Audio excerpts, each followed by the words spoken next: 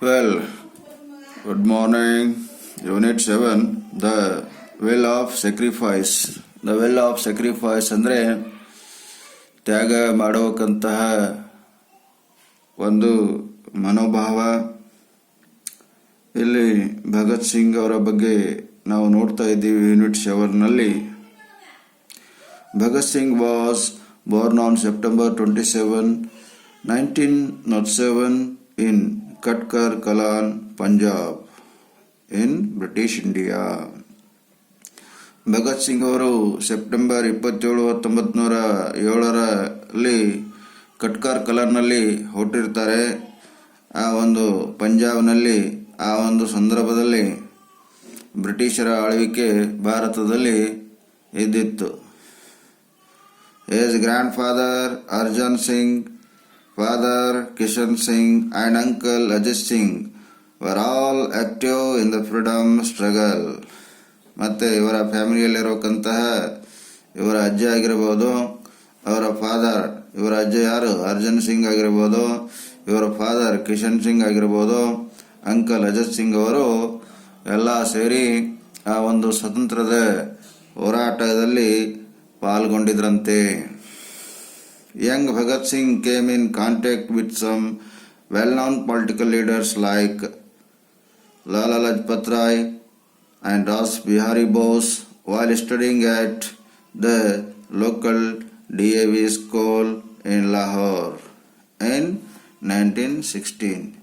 ಯಾವಾಗ ಭಗತ್ ಸಿಂಗ್ ಅವರು ಆ ಒಂದು ರಾಜಕೀಯ ಒಬ್ಬ ಮುಖಂಡರ ಜೊತೆ ಪರಿಚಯ ಆಗ್ತು, ಯಾವಾಗಿರೋ DAV ಸ್ಕೂಲ್ನಲ್ಲಿ ಓದ್ತಾ ಇದ್ರು, ಆ ಒಂದು ಸಂದರ್ಭದಲ್ಲಿ ಲಾಲಾ ಲಜಪತ್ ರಾಯ್ ಜೊತೆ ರಾಸ್ ಬಿಹಾರಿ ಬೋಸ್ ಜೊತೆ ಎಲ್ಲ ಇವರ ಒಂದು ಸಂಪರ್ಕ ಬೆಳಿತಂತೆ. With well known political leaders like Lala Lajpat Rai, Ras Bihari Bose ಅಂದರೆ ಆ ಒಂದು ಪೊಲಿಟಿಕಲ್ ಲೀಡರ್ಸ್ಗಳಾಗಿರೋಕ್ಕಂತಹ ಲಾಲಾ ಲಜಪತ್ ರಾಯ್ ಆಗಿರ್ಬೋದು, ರಾಸ್ ಬಿಹಾರಿ ಬೋಸ್ ಆಗಿರ್ಬೋದು, ಅವರ ಒಂದು ಕಾಂಟ್ಯಾಕ್ಟ್ಗೆ ಬಂದ್ರಂತೆ. ಯಾವಾಗ ಆ ಒಂದು DAV ಸ್ಕೂಲ್ನಲ್ಲಿ ಲಾಹೋರ್ನಲ್ಲಿ ಓದುತ್ತಿರುವಾಗ, ಆ ಒಂದು ಸಮಯ 1916 ಆಗಿತ್ತು.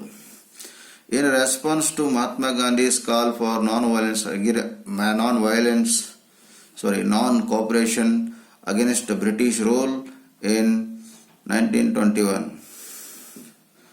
ಆ ಒಂದು ಮಹಾತ್ಮ ಗಾಂಧೀಜಿಯ ಕರೆಯ ಮೇರೆಗೆ ಅಲ್ಲಿ ಒಂದು ಅಸಹಕಾರ ಚಳವಳಿಯನ್ನು ನಡೀತಾ ಇತ್ತು. Non cooperation against British rule in 1921. ಆ ಒಂದು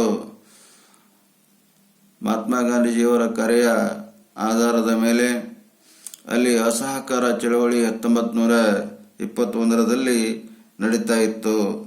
Bhagat Singh left is school. ಅವಾಗ ಭಗತ್ ಸಿಂಗ್ ಅವರು ತಮ್ಮ ಸ್ಕೂಲನ್ನು ಬಿಟ್ಟುಬಿಟ್ರು. And joined the national school at Lahore. ಅವರೇನು ಮಾಡಿದ್ರು, ಆ ಒಂದು ಲಾಹೋರ್ನಲ್ಲಿ ಆ DAV ಸ್ಕೂಲ್ನಲ್ಲಿ ಓದ್ತಾ ಇದ್ರಲ್ಲ, ಆ ಸ್ಕೂಲನ್ನು ಬಿಟ್ಟುಬಿಟ್ರು. ಆಮೇಲೆ joined the national school at Lahore, ಮತ್ತೆ ಲಾಹೋರ್ನಲ್ಲಿರತಕ್ಕಂತಹ ನ್ಯಾಷನಲ್ ಸ್ಕೂಲ್ನಲ್ಲಿ ಜಾಯಿನ್ ಆದ್ರಂತೆ. This school was a centre of revolutionary activities. ಆ ಒಂದು ಸ್ಕೂಲ್ ಹೇಗಿತ್ತು ಅಂದರೆ ಸೆಂಟರ್ ಆಫ್ ರಿವಲ್ಯೂಷನರಿ ಆಕ್ಟಿವಿಟೀಸ್ ಅಂದರೆ ಆ ಒಂದು ಕ್ರಾಂತಿಕಾರಿಕ ಚಟುವಟಿಕೆಗಳು ನಡೆಯಬೇಕಂತಹ ಸ್ಕೂಲು ಅದಾಗಿತ್ತಂತೆ. ಯಾವ ಸ್ಕೂಲು? ನ್ಯಾಷನಲ್ ಸ್ಕೂಲ್ ಅಟ್ ಲಾಹೋರ್ನಲ್ಲಿರತಕ್ಕಂಥದ್ದು ಆ ಸ್ಕೂಲ್ ಇತ್ತು. ಅಲ್ಲಿ ಕ್ರಾಂತಿಕಾರಿ ಚಟುವಟಿಕೆಗಳನ್ನು ನಡೆಸ್ತಾ ಇದ್ರಂತೆ. ಯಾಕಂದರೆ ಬ್ರಿಟಿಷರು ನಮ್ಮ ಭಾರತದಲ್ಲಿ ಸ್ಟ್ರಾಂಗ್ ಆಗಿ ನೆಲ ಊರಿದ್ರು, ಮತ್ತು ಅವರ ದಬ್ಬಾಳಿಕೆಯನ್ನು ಸಹಿಸಕ್ಕಾಗಲಾರ್ದೇ ಆ ಬ್ರಿಟಿಷರನ್ನ ಓಡಿಸುವ ಸಲುವಾಗಿ ಆ ಒಂದು ಸ್ಕೂಲ್ನಲ್ಲಿ ಬ್ರಿಟಿಷರು ವಿರುದ್ಧವಾಗಿರುವಂತಹ ಕ್ರಾಂತಿಕಾರಿ ಬಂಡೇಳುವಂತಹ ಸಂಘಟನೆಗಳು ಅಲ್ಲಿ ನಡೀತಾ ಇದ್ದವು. ಅಲ್ಲಿ ಆ ಒಂದು ಚಟುವಟಿಕೆಗಳು, ಕ್ರಾಂತಿಕಾರಿ ಚಟುವಟಿಕೆಗಳು ಆ ನ್ಯಾಷನಲ್ ಸ್ಕೂಲ್ ಅಟ್ ಲಾಹೋರ್ನಲ್ಲಿ ನಡೀತಾ ಇದ್ದುವಂತೆ. Here he came in contact with revolutionaries such as Bhagwati Charan, Sukhdev and others. ಮತ್ತೆ ಆ ಸ್ಕೂಲ್ನಲ್ಲಿ ಕೂಡ ಅಲ್ಲಿ ಕ್ರಾಂತಿಕಾರಿ ವ್ಯಕ್ತಿಗಳಾಗಿದ್ದರು. ಯಾರು? ಭಗವತಿ ಚರಣ್ ಆಗಿರ್ಬೋದು, ಸುಖದೇವ್ ಆಗಿರ್ಬೋದು, ಮತ್ತೆ ಇತರರು ಆ ಒಂದು ಸ್ಥಳದಲ್ಲಿ ಕ್ರಾಂತಿಕಾರಿ ವ್ಯಕ್ತಿಗಳು ಆಗಿದ್ರಂತೆ. He became a member of the Hindustan Republican Association formed by the revolutionaries of Uttar Pradesh. Hindustan republic association ಎನ್ನುವಂತಹ ಒಂದು ಸಂಸ್ಥೆಗೆ ಇವರು ಕೂಡ ಮೆಂಬರ್ ಆಗಿದ್ರು. ಆ ಒಂದು ಸಂಸ್ಥೆ ಉತ್ತರ ಪ್ರದೇಶದಲ್ಲಿ ಇತ್ತಂತೆ. There he was initiated into firebrand activities. ಆಗ ಅಲ್ಲಿ ಇವರು ತನ್ನ ಕ್ರಾಂತಿಕಾರಿ ಆಕ್ಟಿವಿಟೀಸ್ಗಳನ್ನು ಪ್ರಾರಂಭ ಮಾಡಿದ್ರಂತೆ. ಯಾರು? ಭಗತ್ ಸಿಂಗ್ ಅವರು. ದೇರ್ ಹಿ ವಾಸ್ ಇನಿಷಿಯೇಟೆಡ್ ಅಂದರೆ ಪ್ರಾರಂಭಿಸಿದ, into their firebrand activities ಅಂದರೆ ಕ್ರಾಂತಿಕಾರಿ ಚಟುವಟಿಕೆಗಳನ್ನು ಅಲ್ಲಿ ಚಾಲೂ ಮಾಡಿದರಂತೆ ಆ ಬ್ರಿಟಿಷರ ವಿರುದ್ಧವಾಗಿ. The revolutionaries were branded as terrorists by the British government. British government ಈ ಕ್ರಾಂತಿಕಾರಿಗಳಿಗೆ ಟೆರರಿಸ್ಟ್ ಎಂದು ಕರೀತಿದ್ರಂತೆ, ಟೆರರಿಸ್ಟ್ ಥರ ಟ್ರೀಟ್ ಮಾಡ್ತಿದ್ರಂತೆ. ಯಾಕಂದರೆ ಬ್ರಿಟಿಷರ ವಿರುದ್ಧ ಹೋಗಿದ್ದಾಗ ಅವರು ಎಲ್ಲರಿಗೆ ಶಿಕ್ಷೆ ಕೊಡುವಂತಹ ಒಂದು ಪದ್ಧತಿ ಅವರಲ್ಲಿ ಇತ್ತು, ನೋಡ್ತಿದ್ದೀವಿ ಆ ಒಂದು ಸಮಯದಲ್ಲಿ. They believed that the British rule was unjust and oppressive. ಅವರು ನಂಬಿದ್ರು, ಯಾರು? ಕ್ರಾಂತಿಕಾರಿಗಳು, ಭಗತ್ ಸಿಂಗು ಆಗಿರ್ಬೋದು, ಭಗವತಿ ಚರಣ್ ಆಗಿರ್ಬೋದು, ಸುಖದೇವ್ ಆಗಿರ್ಬೋದು, ಮತ್ತು ಅವರ ಇತರ ಫ್ರೆಂಡ್ಸ್ ಆಗಿರ್ಬೋದು, ಅವ್ರು ಏನು ನಂಬ್ಕೊಂಡಿದ್ರು ಅಂದರೆ ಆ ಬ್ರಿಟಿಷರ ಒಂದು ಆಳ್ವಿಕೆ ಅದು ಅನ್ಯಾಯ ಇದೆ ಮತ್ತು ದಬ್ಬಾಳಿಕೆಯಿಂದ ಕೂಡಿದೆ ಅಂತ ಆ ಕ್ರಾಂತಿಕಾರಿಗಳೆಲ್ಲ ತಮ್ಮ ಒಂದು ವಿಷಾದವನ್ನು ಹೊರಹಾಕ್ತಿದ್ರು. Therefore it was legitimate on their part to use violence as a weapon to overthrow the foreigners. ಅದಕ್ಕೆ ನಾವು ಭಾರತೀಯರು, ಇದು ನಮ್ಮ ಕಾನೂನುಬದ್ಧ ಹಕ್ಕಿದೆ. ಆ ವಿದೇಶಿಗರು ನಾವು ಕ್ರಾಂತಿಯಿಂದ ಅವರನ್ನು ನಾವು ನಮ್ಮ ದೇಶದಿಂದ ಹೊರಗೆ ಹಾಕ್ತೀವಿ ಎನ್ನುವಂತಹ ಅವರ ಒಂದು ಗುರಿ ಆಗಿತ್ತು. ಆ ಬ್ರಿಟಿಷರಿಗೆ ನಮ್ಮ ಭಾರತದಲ್ಲಿ ನೆಲೆ ಇಲ್ಲ, ಇದು ನಮ್ಮ ದೇಶ, ನಮ್ಮ ದೇಶಕ್ಕೆ ಬಂದು ನಮ್ಮ ಮೇಲೆ ದಬ್ಬಾಳಿಕೆ ಮಾಡ್ತಿದ್ದಾರೆ, ಅದಕ್ಕೆ ನಾವು ಕಾನೂನುಬದ್ಧ, ಇದು ನಮ್ಮ ಹಕ್ಕಿದೆ, ನಾವು ಬ್ರಿಟಿಷರನ್ನ ನಮ್ಮ ದೇಶದಿಂದ ಹೊರಗೆ ಹಾಕ್ತೀವಿ ಅಂತ ಆ ಕ್ರಾಂತಿಕಾರಿಗಳ ಒಂದು ವಾದ ಆಗಿತ್ತಂತೆ. They used bombs and guns against the British.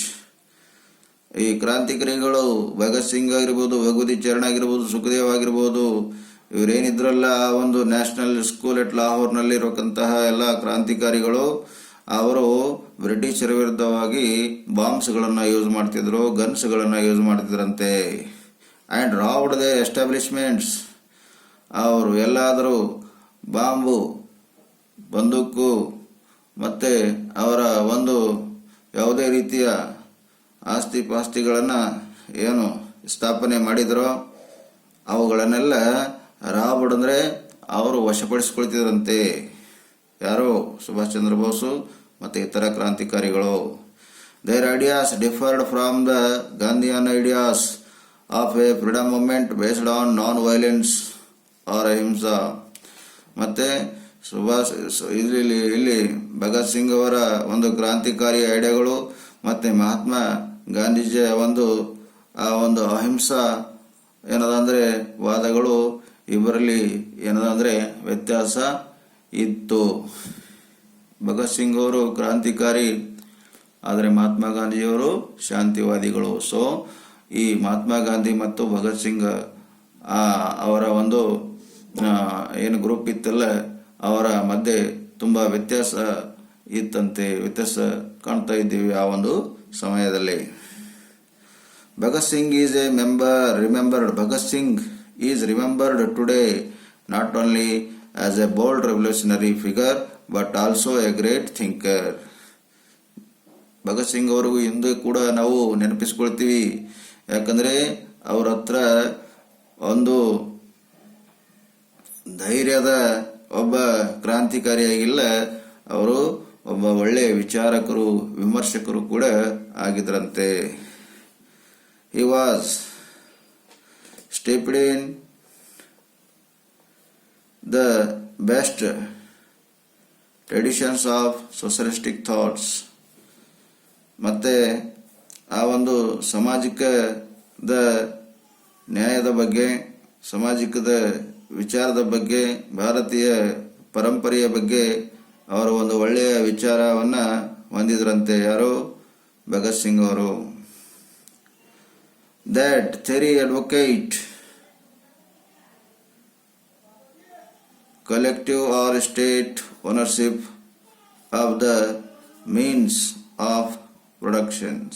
ಅವರ ಒಂದು ತತ್ವ ಇತ್ತು. ಆ ಒಂದು ತತ್ವ ನಾವೆಲ್ಲರೂ ಒಗ್ಗಟ್ಟಾಗಿರಬೇಕು. ನಾವು ownership of means of productions, ನಾವು ಒಂದು ವಿಚಾರವನ್ನು ಥಿಯರಿ ಅಡ್ವೊಕೇಟ್ ಕಲೆಕ್ಟಿವ್, ಮತ್ತು ನಾವು ಎಲ್ಲರೂ ಒಟ್ಟುಗೂಡಿ ಏನದ ಅಂದರೆ ತಿಳಿಸಬೇಕು. Ownership of that production, that is, ನಾವು ಒಂದು ಪ್ರೊಡಕ್ಷನದ ಏನದ ಅಂದರೆ ಓನರ್ಶಿಪ್ಪನ್ನು ಹೊಂದಬೇಕು. ಅವು ಯಾವಂದರೆ ಲ್ಯಾಂಡು, ಲೇಬರ್ ಆ್ಯಂಡ್ ಕ್ಯಾಪಿಟಲ್, ಇವುಗಳನ್ನು ಉಪಯೋಗ ಮಾಡುವ ಮುಖಾಂತರವಾಗಿ ನಾವು ನಮ್ಮ ಒಂದು ಉತ್ಪಾದನೆಯನ್ನು ಹೆಚ್ಚಿಸಿಕೊಳ್ಬಹುದು ಎನ್ನುವಂಥ ವಿಚಾರ ಆಗಿತ್ತು. ಲ್ಯಾಂಡ್ ಅಂದರೆ ಭೂಮಿ, ಲೇಬರ್ ಅಂದರೆ ಶ್ರಮ, ಆ್ಯಂಡ್ ಕ್ಯಾಪಿಟಲ್ ಅಂದರೆ ಬಂಡವಾಳ ಅಂತ ಆಗ್ತದೆ. This is bore out in the numerous letters, pamphlets and articles that he wrote in the course of a short but turbulent life in prison. ಇವನ್ನೆಲ್ಲ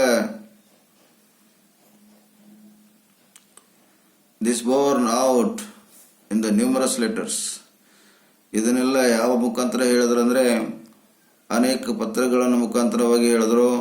ಪ್ಯಾಂಪ್ಲೆಟ್ಸ್ ಅಂದರೆ ಆ ಒಂದು ಕೈ ಬರಹದ ಮುಖಾಂತರ, ಆರ್ಟಿಕಲ್ಸ್ ಅಂದರೆ ಆ ಒಂದು ಟಿಪ್ಪಣಿಗಳ ಮುಖಾಂತರವಾಗಿ he wrote in the course of short but turbulent in life in prison. ಇವೆಲ್ಲ ವಿಚಾರಗಳು ಅವರ ಮನಸ್ಸಲ್ಲಿ ಇದ್ದವು. ಅವರ ಆ ಒಂದು short but turbulent in life in prison, ಆ ಒಂದು ಜೈಲಿನಲ್ಲೇ ಕುಳಿತುಕೊಂಡು ತಮ್ಮ ವಿಚಾರಗಳು ಆ ಒಂದು ಪ್ಯಾಂಪ್ಲೆಟ್ಸ್ ಮುಖಾಂತರವಾಗಲಿ, ಲೆಟರ್ ಮುಖಾಂತರವಾಗಲಿ, ಆರ್ಟಿಕಲ್ಸ್ ಮುಖಾಂತರವಾಗಲಿ ಜನರಿಗೆ ತಲುಪಿಸ್ತಿದ್ರಂತೆ. ನಾವು ಸಂಘಟನೆ ಮಾಡಬೇಕು, ಲ್ಯಾಂಡು, ಲೇಬರ್, ಕ್ಯಾಪಿಟಲ್ನ ಉಪಯೋಗ ಮಾಡಿಕೊಂಡು ನಾವು ಉತ್ಪಾದನೆ ಮಾಡಿಕೊಳ್ಬೇಕು, ಮತ್ತು ನಾವು ಎಲ್ಲ ಜನರಿಗೆ ಅದರ ಬಗ್ಗೆ ತಿಳಿಸಿಡಬೇಕು. ನಾವು ಕಲೆಕ್ಟಿವ್ ಅಂದರೆ ಜೊತೆಯಲ್ಲೇ ಇರಬೇಕು, ನಾವು ಎಲ್ಲರೂ ಜೊತೆಯಲ್ಲೇ ಸೇರಿ ಹೋಗಬೇಕು, ಮತ್ತು ನಾವು ಉತ್ಪಾದನೆಯಲ್ಲಿ ತೊಡಗಬೇಕು. ಹೀಗೆಲ್ಲ ಮಾಡೋಣ ಅನ್ನೋಕ್ಕಂತಹ ಅವರ ಒಂದು ವಿಚಾರ ಆಗಿರುವಂತೆ ಅದ ವಿಚಾರಗಳು ಆ ಜೈಲಿನಲ್ಲಿ ಇದ್ರೂ ಕೂಡ ಅವರು ಹೊರಗಡೆ ಹಾಕ್ತಿದ್ರಂತೆ. He wrote that revolution does not mean violence but the spirit of freedom. He wrote that revolution does not mean the violence. Revolution ಅನ್ನೋದು ವೈಲೆನ್ಸ್ ಅಂದರೆ ಅದು ಒಂಥರ ಹಾನಿ ಮಾಡುವುದಲ್ಲ, ದ ಸ್ಪಿರಿಟ್ ಆಫ್ ಫ್ರೀಡಮ್. ಮತ್ತು ಆ ಒಂದು ರೆವಲ್ಯೂಷನ್ ಅನ್ನೋದು ನಮ್ಮ ಸ್ವತಂತ್ರದ ಸ್ಫೂರ್ತಿಯಾಗಿದೆ ಅಂತ ಹೇಳ್ತಿದ್ದಾರೆ. The longing for the change for the better. ಹೀಗೆ ಮಾಡೋದ್ರಿಂದ ನಾವು ಬದಲಾವಣೆಯನ್ನು ಕಾಣ್ತೀವಿ, ನಾವು ಬೆಳಿತೀವಿ, ಅದಕ್ಕೋಸ್ಕರ ನಮಗೆ ಸ್ವಾತಂತ್ರ್ಯವನ್ನು ಬೇಕು ಅಂತ ಅವರ ಒಂದು ಆಶಯ ಆಗಿತ್ತು. The incident that brought a total change in the life of Bhagat Singh was brutally attacked by the police on veteran freedom fighter Lala Lajpat Rai at an anti-British procession. The incident that brought a total change in the life of Bhagat Singh. ಒಂದು ಘಟನೆ ಆ ಭಗತ್ ಸಿಂಗ್ ಅವರ ಜೀವನದಲ್ಲಿ ಬದಲಾವಣೆ ತಂತು. Bhagat Singh was the brutal attack by the police.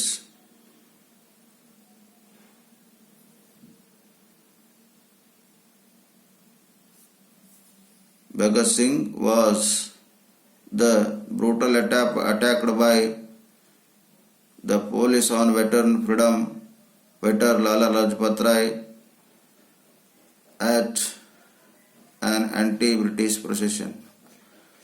ಆ ಒಂದು ಬ್ರಿಟಿಷರ ವಿರುದ್ಧವಾಗಿ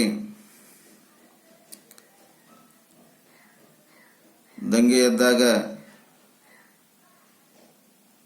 ಫೈಟರ್ ಲಾಲಾ ಲಜಪತ್ ರಾಯ್ ಆ ಬ್ರಿಟಿಷರ ವಿರುದ್ಧವಾಗಿ ಚಳವಳಿಯನ್ನು ಮಾಡ್ತಾ ಇರುವಾಗ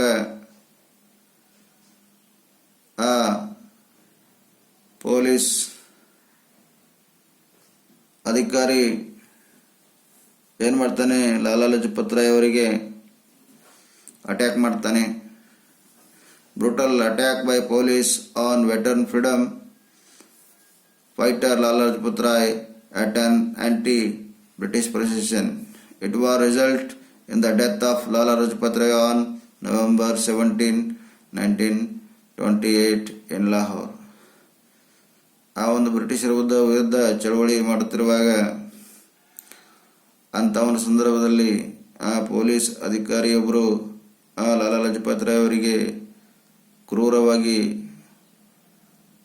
ಏನಂದರೆ ಹೊಡಿತಾರೆ. ಹೊಡೆದಾಗ ಆ ಒಂದು ಕಾರಣಕ್ಕೆ ಲಾಲಾ ಲಜಪತ್ ರಾಯ್ ಅವರು ನವೆಂಬರ್ 17, 1928 ತೀರ್ಕೊಂಡು ಬಿಡ್ತಾರೆ. Bhagat Singh determined to avenge. ಆವಾಗ ತನ್ನ ಆ ಒಂದು ಲಾಲಾ ಲಜಪತ್ ರಾಯ್ ಆ ಒಂದು ದುಃಖವನ್ನು ತಡೆಯಲಾರದೆ, ಲಾಲಾ ಲಜಪತ್ ರಾಯ್ ತೀರಿಕೊಂಡಿರಕ್ಕಂಥ ದುಃಖವನ್ನು ತಡೆಯಲಾರದೆ ಭಗತ್ ಸಿಂಗ್ ಏನು ಮಾಡ್ತಾರೆ, ಆ ಒಂದು ಬ್ರಿಟಿಷರ ವಿರುದ್ಧ ರಿವೆಂಜನ್ನು ತೆಗೆದುಕೊಳ್ಳುವ ಸಲುವಾಗಿ ಆ ಬ್ರಿಟಿಷರಿಗೆ ಎದುರಾಕಿಕೊಳ್ತಾರೆ. ನೋಡ್ರಿ, Bhagat Singh determined to avenge the Lajpat Rai's death by shooting the British official responsible for the killing deputy inspector general Scott.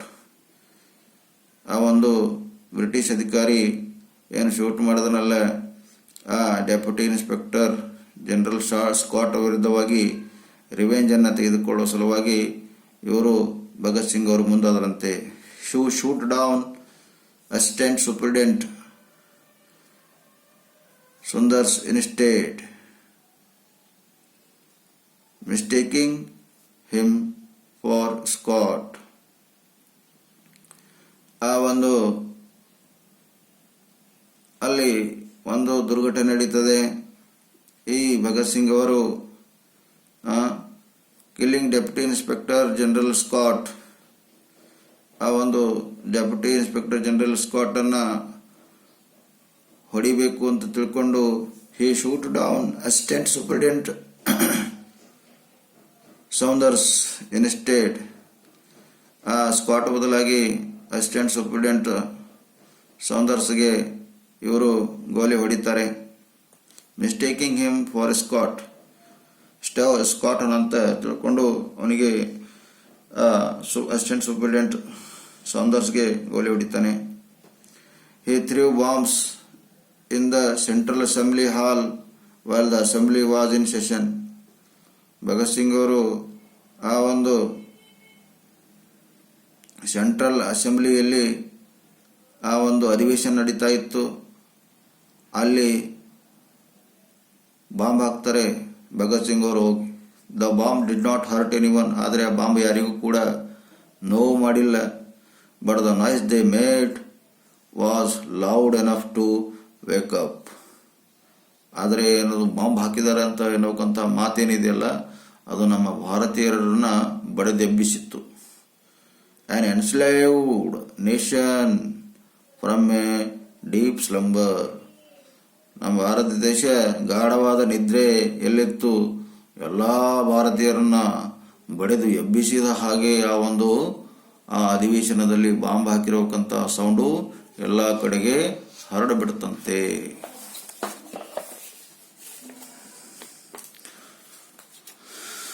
For all the aggressive activities, he was tried by the British courts in India and was awarded death sentences. ಹೀಗೆ ಈ ರೀತಿಯಾಗಿ ಆಕ್ರಮಣಕಾರಿಯಾದ ಪ್ರಭಾವ ಹೊಂದಿರತಕ್ಕಂಥ ವ್ಯಕ್ತಿ ಭಗತ್ ಸಿಂಗ್ ಆಗಿದ್ದಾರೆ. ಹಿ was tried by the British. ಮತ್ತೆ ಬ್ರಿಟಿಷರಿಗೆ ಒಂದು ತಲೆನೋವು ಆಗಿಬಿಟ್ಟಿದೆ. ಯಾರು? ಭಗತ್ ಸಿಂಗ್. ಆ ಕ್ರಾಂತಿಕಾರಿ ಆಕ್ಟಿವಿಟೀಸ್, ಆ ಪೊಲೀಸ್ ಆಫೀಸರ್ ಸ್ಕಾಟ್ಗೆ ಹೊಡೆದ ಸಲುವಾಗಿ ಬೇರೆ ಒಂದು ಅಸಿಸ್ಟೆಂಟ್ ಅಂದರೆ ಸುಂದರ್ಸ್ ಅನ್ನೋಕ್ಕಂತಹ ವ್ಯಕ್ತಿಯನ್ನು ಕೊಲೆ ಮಾಡ್ತಾನೆ. ಮತ್ತು ಆ ಸೆಂಟ್ರಲ್ ಅಸೆಂಬ್ಲಿಯಲ್ಲಿ ಅಧಿವೇಶನ ನಡೆಯುವಾಗ ಅಲ್ಲಿ ಕೂಡ ಬಾಂಬ್ ಹಾಕಿ ತಾನು ಚರ್ಚೆಗೆ ಒಳಗಾಗ್ತಾನೆ. ಹೀಗೆ ಆಗ ಬ್ರಿಟಿಷ್ ಸರ್ಕಾರ ಏನು ಮಾಡ್ತದೆ, ಇವನಿಗೆ ಮರಣದಂಡನೆಗೆ ಏನದಂದರೆ ಮಾಡೋದಕ್ಕೆ ಸಿದ್ಧವಾಗ್ತದೆ. He was tried by the British court in India. ಆ ಬ್ರಿಟಿಷ್ ಕೋರ್ಟ್ ಏನಿತ್ತಲ್ಲ ಅದರ ಬಗ್ಗೆ ತುಂಬ ನಿರಾಸೆಯನ್ನು ಹೊರಹಾಕಿದ. And was awarded death sentences. ಮತ್ತು ಭಗತ್ ಸಿಂಗಿಗೆ ಡೆತ್ ಸೆಂಟೆನ್ಸ್ ಅಂದರೆ ಮರಣದಂಡನೆಗೆ ಏನದಂದರೆ ಗುರಿ ಮಾಡ್ತಾರೆ. Death did not deter Bhagat Singh. ಸಾವು ಅವನಿಗೆ ತಡೆದಿಲ್ಲ ಅಂತೆ. He kept the spark of freedom alive through his letters written from the jail cell. ಅವನಿಗೆ ಮರಣದಂಡನೆ ಶಿಕ್ಷೆ ವಿಧಿಸಿದ್ರು ಕೂಡ ಆ ಜೈಲಿನಲ್ಲಿ ಉಳಿದುಕೊಂಡು ತನ್ನ ಪತ್ರಗಳು ಬರೆಯುವ ಮುಖಾಂತರವಾಗಿ ನಮ್ಮನ್ನೆಲ್ಲರಿಗೆ ಸಂದೇಶವನ್ನು ಕಳಿಸ್ತಾ ಇದ್ದ, ಭಾರತೀಯರಿಗೆ ಸಂದೇಶವನ್ನು ಕಳಿಸ್ತಾ ಇದ್ದ ಭಗತ್ ಸಿಂಗ್ ಅಂತ ಹೇಳಲಾಗಿದೆ. Thus he proved that the value of a man lies not in what he is capable of receiving, but what he is capable of giving. ಆ ಮನುಷ್ಯನ ಬೆಲೆ ಎದರ ಮೇಲೆ ಅವಲಂಬಿಸಿದೆ ಅಂದರೆ the value of a man lies not what he is capable of receiving, but what he is capable of giving.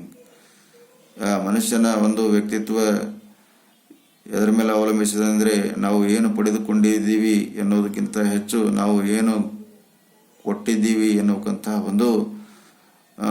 ವಸ್ತು ವಿಚಾರ ಇಲ್ಲಿ ಬರ್ತದೆ. ಅದಕ್ಕೆ ಹೇಳ್ತಾರೆ, ನಾವು ದೇಶದಿಂದ ನಾವು ಏನು ಪಡೆದುಕೊಂಡಿದ್ದೀವಿ ಅನ್ನೋದಕ್ಕಿಂತ ಮೊದಲು ದೇಶಕ್ಕಾಗಿ ನಾವು ಏನು ಕೊಟ್ಟಿದ್ದೀವಿ ಅಂತ ಅನ್ನೋಕ್ಕಂಥ ಮಾತು ನೆನಪಿಗೆ ಬರ್ತದೆ.